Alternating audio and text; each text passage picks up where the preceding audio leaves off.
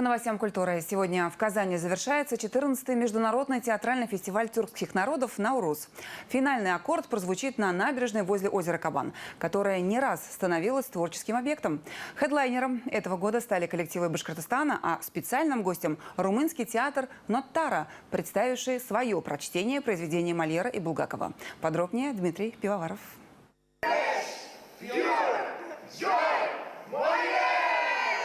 У фестиваля давно сложившаяся аудитория и интерес благодаря и ауре доброжелательного и внимательного театра имени Галяскара Камала, где в течение недели говорили на разных языках, одинаково понятных всем любителям современного театра. Свою оценку дал и гость фестиваля, известный российский режиссер Роман Феодори.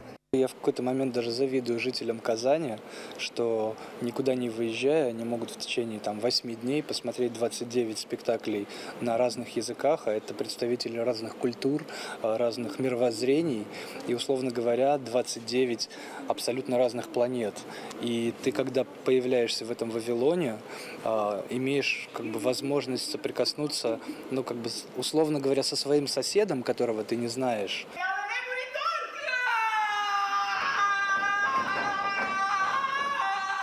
Сам же Феодори представил на свет румынскую труппу «Ноттара» с адаптацией фрагментов из произведений Жана Батиста Мольера и, собственно, пьесы Михаила Булгакова о французском классике.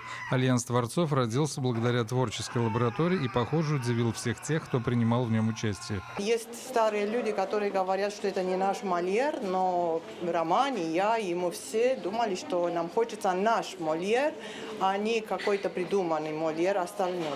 Многим они не нравятся, русским режиссерам, потому что они говорят о том, что это артисты до системы Станиславского.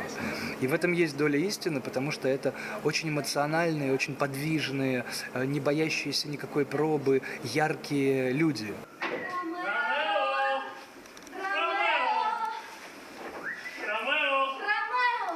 В любом спектакле интересен пластический рисунок. Недаром азы хореографии получают и артисты театров «Кукол». В проекте о Мольере работал известный московский хореограф Александр Андреяшкин.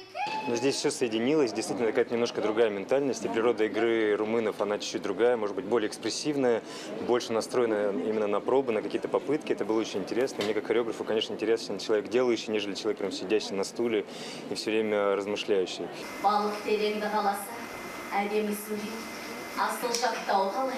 Кукольная секция набрала огромное количество желающих прикоснуться к современному прочтению классики в стиле синтеза жанров. Однако это аксиома. На Наврузе пустых мест не бывает. Последний аккорд Навруза зазвучит сегодня возле озера Кабан. Студенты Казанской консерватории оперной студии покажут во второй раз оперу Назиба Жиганова «Тюляк». Но театральная жизнь не замирает.